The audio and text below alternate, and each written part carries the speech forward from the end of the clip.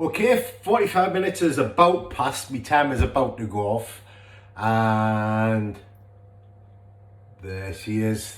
I knew it was about to finish. Right, so 5 minutes ago I took the lid off, and it's had the last 5 minutes in there. So let's get her out and let's have a look, see what we've got. So, is it any good, is the question. Well, I'll tell you something. That doesn't look too shabby, to be fair. In fact, that looks very good. I'm pleased with that. Let's get it out and let's have a look what we've got. So, it's rather hot. In fact, it's very hot. So let's stop sparing myself. Let's get my gloves on. And I'll tell you something. If I can just take this table off, to be good. I'll tell you something. That is better than I was expecting. This is the brand new starter, and I tell you what, if my loaf had looked like that first off, I'd have been over the moon with it. Yeah, that is. I was expecting it to be quite flat and not as domed and pronounced, but that is looking decent. It's got what they call. You might hear some of these terms, oven spring. So oven spring refers to this bit that's actually opened up. So the more it opens, the more kind of the bread's opened up, the more it's sprung. So the more oven spring that you get. This little crust here, where we've slashed it, and sometimes they can be quite deep and quite pronounced, that's actually called the ear. So there's our first loaf out.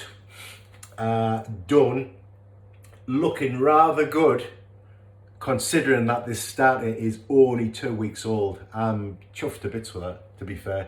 If my first one had turned out like that, probably I wouldn't have done the research that I've done. So anyway, it just goes to show it's paid off, because if you've seen the state of the first one I did, you'd this is a vast difference. Believe me, a vast difference. So I said up to now, everything has been simple. Yeah, absolutely simple. Well, this is the difficult part. So I'm really sorry to save this to last. But the hard part comes now. This is the really difficult bit. You can't cut this for at least 3 hours. The reason being, you've got to let it go completely cold. Otherwise, you can get what they refer to as like a gluey texture, like a gluiness to the inside. So we're going to leave it. Probably, I'll leave this overnight, and I'll cut it tomorrow, and we'll have a look at what it looks like inside.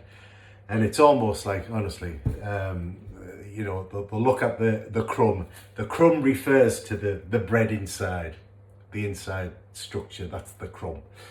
And obviously the crust is the outside, the bit that I've just knocked a little bit off there, and we'll have a look. But yeah, 3 hours basically, a minimum, I would say, till it's completely cold before it's cut. But there we go, our first loaf. However, we're not quite finished.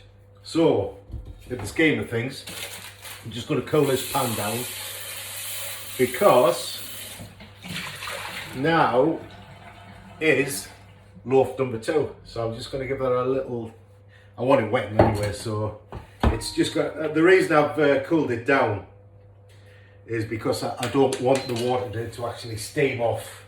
I've just pulled the lid off there. Right, there we go. There we go. I don't want to be too hot that it just steams away and there's no liquid left in. So there you go, give that a little go as well. So this is number 2. This is our, it's cool, it looks as though it's steaming, it's not right off. So this is our second one that we're putting in, and this is my older starter, the older ferment that's been going for a couple of months now. Yep, it's smelling quite good, it's smelling as it should, it's looking good. So we're going to get that on there. We're going to probably put my gloves on, I think would be a good idea for this, so I don't burn my fingers. And we're going to spin this over on top, just exactly like the other one. And we're going to give it a flip exactly like the other one. Shouldn't really give it a big shape there. I don't want to nap it up. Oh, there we go.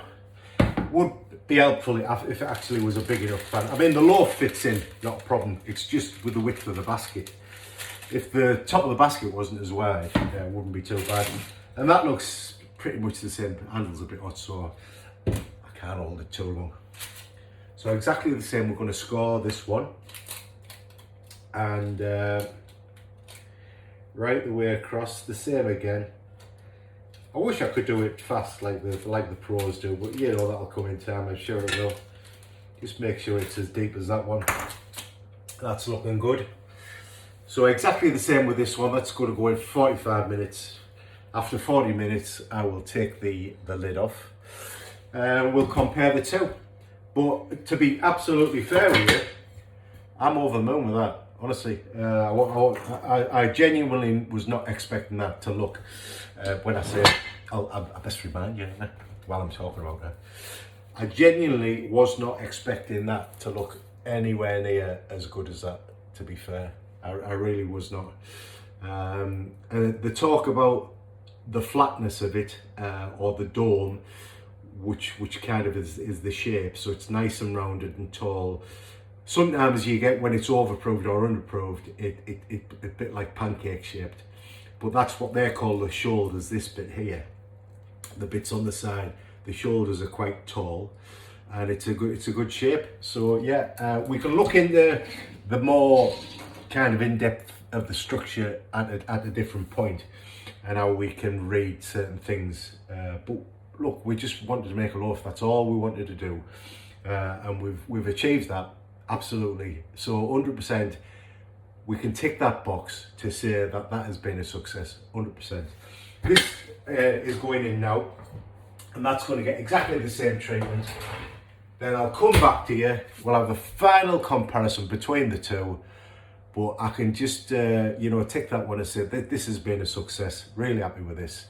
So bye for now, and we'll see you back when the second loaf is out in 45 minutes time. So watch what you're doing, go and get a cup of tea. Bye for now.